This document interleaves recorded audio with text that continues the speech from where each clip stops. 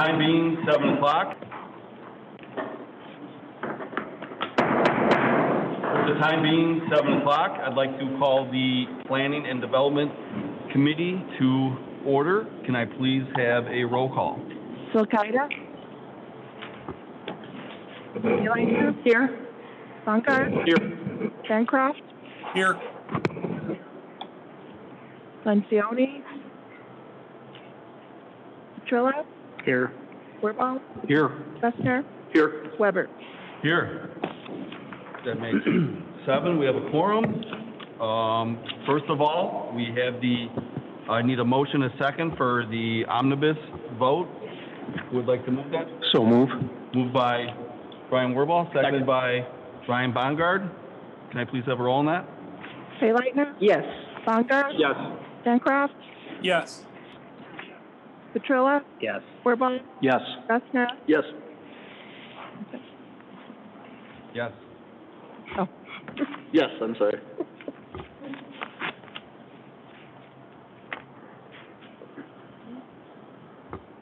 You finished with it? Yeah. Okay, the motion carries. Next up, we have a presentation for a concept plan for the Pheasant Run Industrial Park. Good evening. This is a concept plan for the site of the former Pheasant Run Golf Course and the proposals for an industrial park. The concept plan was reviewed by Plan Commission on June 22nd.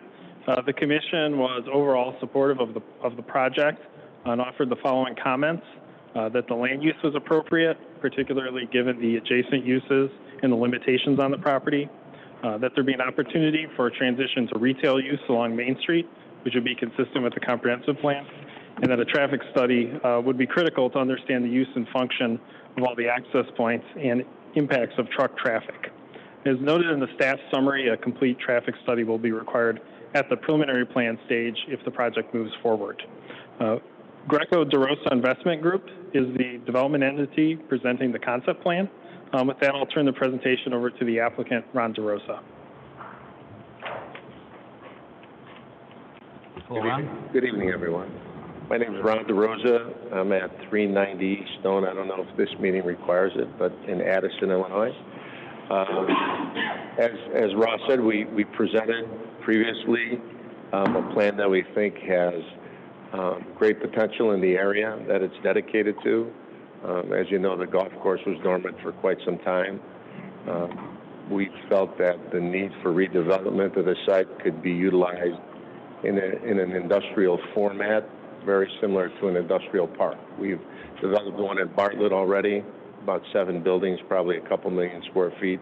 We felt the same use could be done here, very applicable. So we purchased this portion of the property, and before we get too far into it, we are under contract only for the frontage retail portion of it.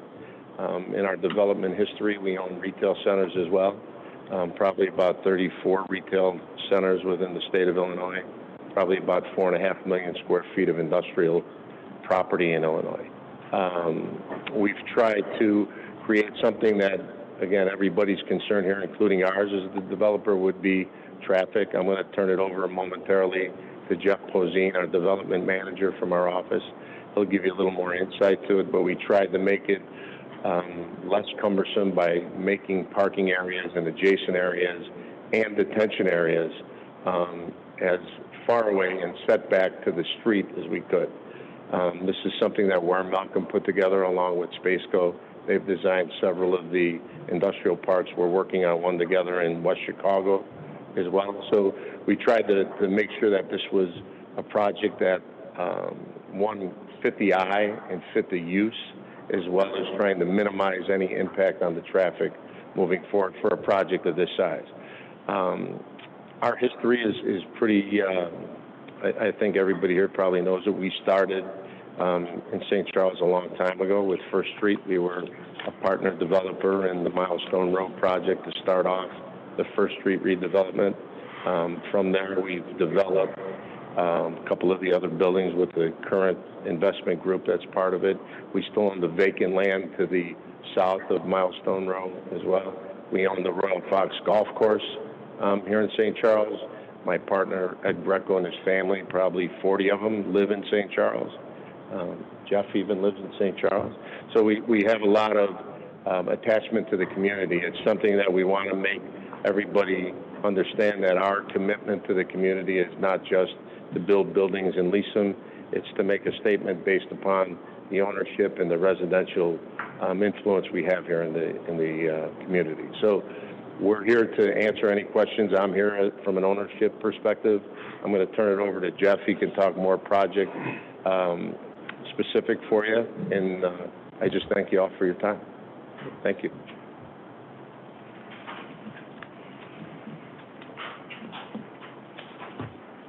Thanks, Ron, and good evening, committee members. As Ron stated, we're very excited to bring you our concept plan for Pheasant Run Industrial Park. As you can see, the development's approximately 85 acres. We're proposing on the concept plan of roughly 1.1 million square feet, and we're just excited to incorporate your comments along with the feedback we got from the Plan Commission in late June. So with that, I'll turn it over to you for questions. Thank you very much. Let's start off with some questions. Brian, go ahead. Yeah, hi. Question for you. The Plan Commission mentioned something about land banked parking. Is that something you would consider for maybe more green space over the area? Yes, most definitely. And also, as you can see from the plan, we applied the M2 zoning requirements to the concept plan, and one of the commissioners recommended, and rightfully so, hey, that might be too much parking, guys. So maybe you can land bank some parking, reduce the parking requirement a little bit. That would be a part of the PUD. That's a variance from the M2 zoning, and we most certainly would entertain that. Yeah, I think it would look nicer, well, not nicer, but I think it would be nice just to have some more green space in there, myself personally, so. Any other questions? Yeah. Go ahead, Rita. I understand that tonight's concept plan is just the golf course portion, correct? Correct. Great. And are you guys at all involved with the outlet lot parcels or no? Well, as Ron mentioned earlier, we are in negotiations for the outlet parcels, but at this time, we're only focused on the golf course. Okay. I just was wondering what kind of use we're talking, because that makes a difference on the traffic, or will it? The outlet parcels, as Ron mentioned, would be retail. Okay. Good. Thank you. I need you to brush me up on my industrial building language. What's the difference between docks and stalls? I'm guessing docks is where the trucks load up? Correct. And the stalls are where they wait to be loaded up, or after they're loaded up, or? We have on the plan, we show, I think, 193 trailer positions. Yeah. So that's where you would park a trailer for use later. Okay. Okay. So it isn't, I got caught up in one in West Chicago not that long ago, so that's why it's coming to mind. So those are trucks that are parked there permanently, or belong to the businesses that have these buildings, or are they waiting for their turn to be loaded up? Well, the answer could be all of the above. It's depending on what. Yes. Okay. Because I see, just doing it, 204 docks total with this project, correct? And, well, I think you said that, to 193 stalls. Correct. And that's like the maximum, depending on what business that would be, or? Well, yes, it's based on our current layout, that's what works. And yes, each business could require more or less. And you always want to have some trailer positions, because you never know who's going to look for it, and if you don't have it, you might lose that tenant. Right. Okay. In your previous development, I'm sorry, you said it was in Bartlett. Did they have these kind of numbers for docks and stalls too, for this for 85 acres? Very difficult for this style of industrial park. Okay. Because I think what Jeff is alluding to is it should be called staging location. Okay. Because that's really what they are. If you unload a trailer from your dock, you move it into a stall location, and then space there, you need to reload it to the so it's kind of a Right. in and out process. Okay, okay, And that's more on a logistics use. If it's strictly a manufacturer or a storage facility, they may not use that many trailers. okay, okay. So you don't have tenants in mind then, right now? We've got a tremendous amount of interest. but we Okay. can't talk Sure, about sure, that sure. Because we don't know if we're Right. moving forward and what side we're going to. But yeah, there's a tremendous amount of interest. Okay, because I have zero problem with the use. I think that's great. My concern is on how we finagle the, and Russ alluded to it, you know, the traffic piece. And Russ, but what was in the staff notes here, or from the Plan Commission, a traffic study will be critical to understand use and function of all access points and local and regional impacts of traffic, of truck traffic. Does that come before, during, after the development, and the, you know, where does that come in?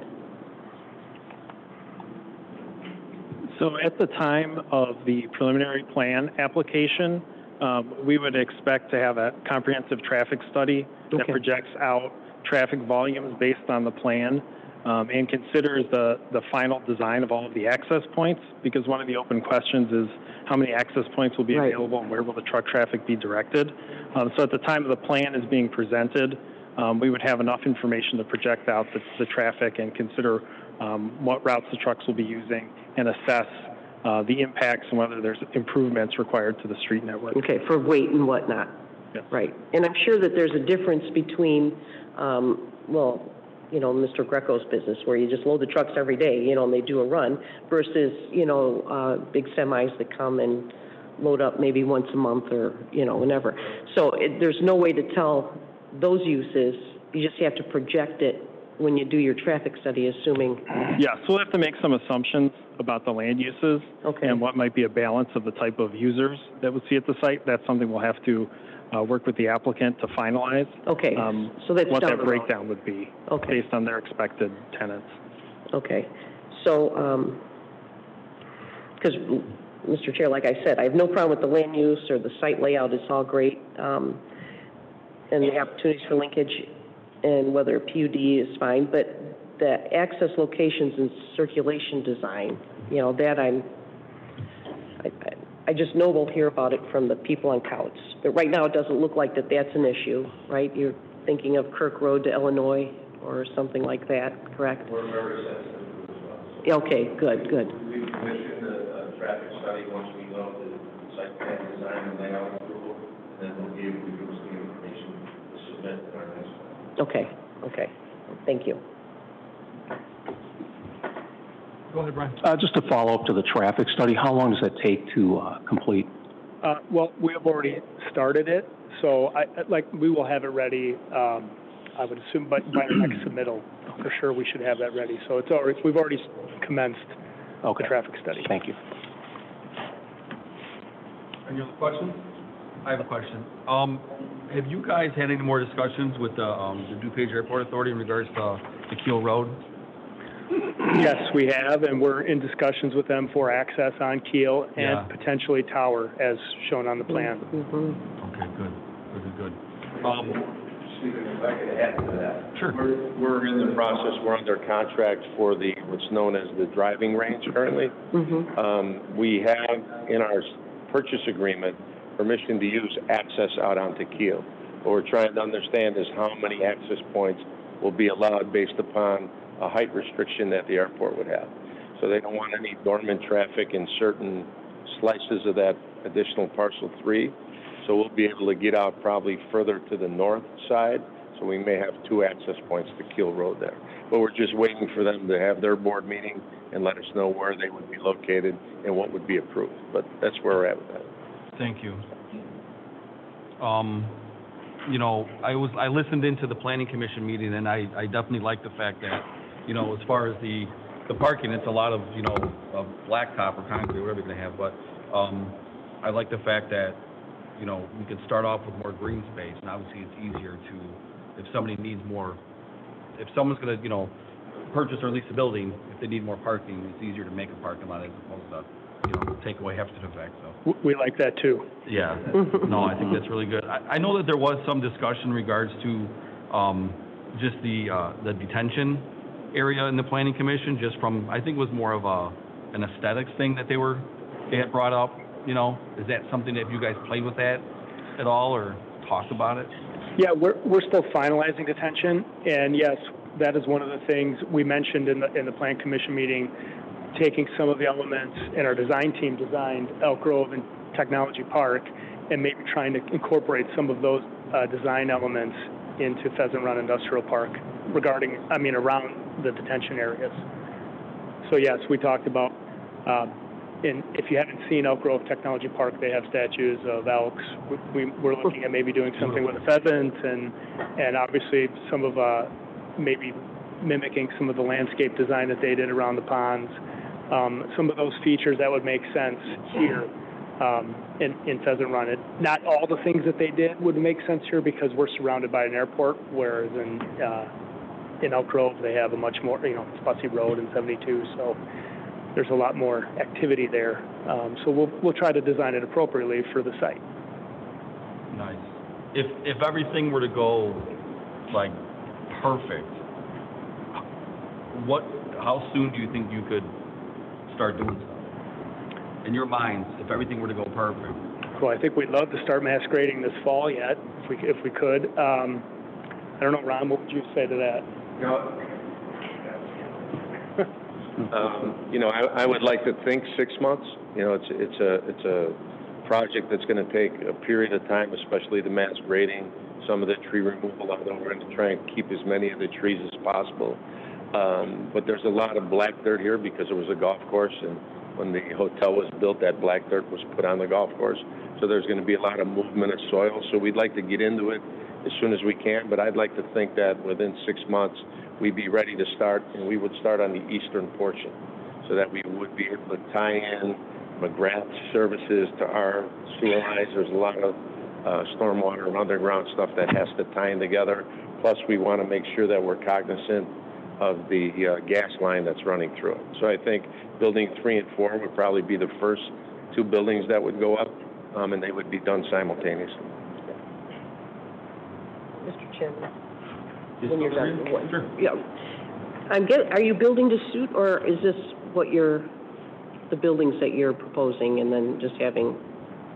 This is what we're proposing, subject to modifications from. Yeah, modifications, right, Yes. right. But this is what you're thinking, this 4 buildings, not 6 or 8 or 2, just 2 giant ones. Buying a tract of land this size, you would be trying to figure out the cost per square foot, the density of that parcel. And then that's what you're. And then you design around that. So Okay. that's how we come up with this square footage, and again, like Jeff said, it can be modified if need be, but that square footage that really makes sense for us to buy the property. Okay, thank you. We've also had significant input from the brokerage community. They also help us tell us, hey, this is what users in the market are looking for. And so we get input from them as well. Good, okay, thank you. Thank you. Is there any questions from the phone? Nope. We're on Zoom? No? Okay. I don't have any objections to I think it's great. I think the land use would be really good. So, yeah. Well, thank you. We look forward to working with all of you. Keep it moving, yeah. Thank you. Thank you. All right. Next up, we have a recommendation to approve a PUD preliminary plan for Bell Tire for the Zylstra PUD.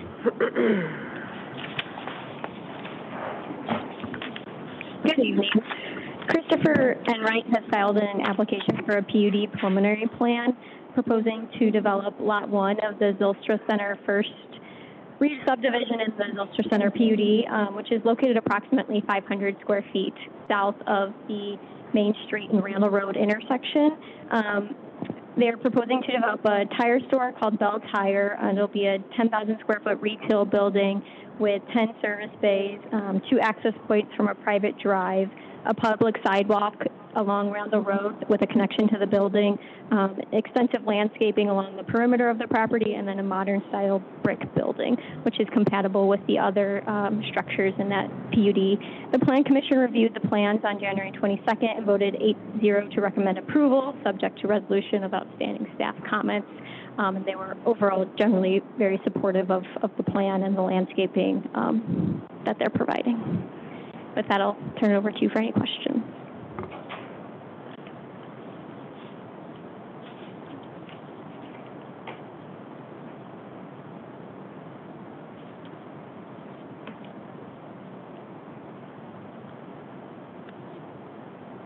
questions?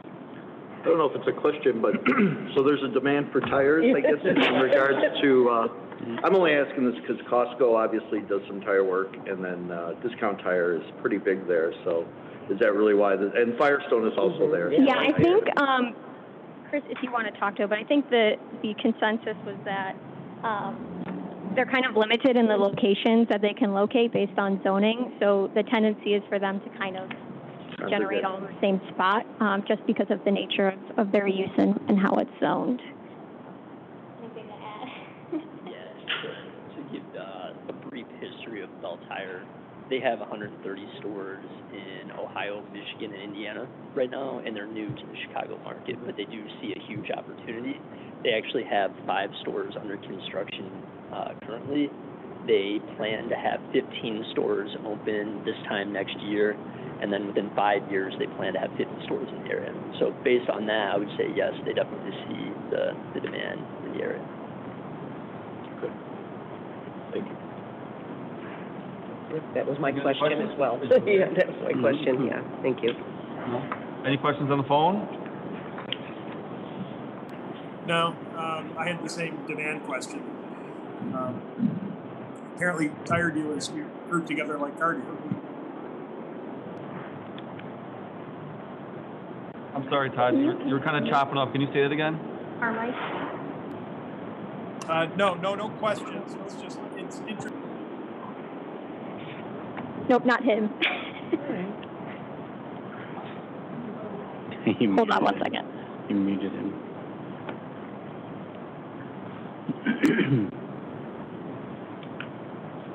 Maybe it was something I said. No, my only comment was I thought it was interesting that the tire dealers tend to group together in the same fashion as auto dealers. I don't know if they see a critical mass there, and I mean, if one feeds off the other or what. It's a pretty big concentration right there.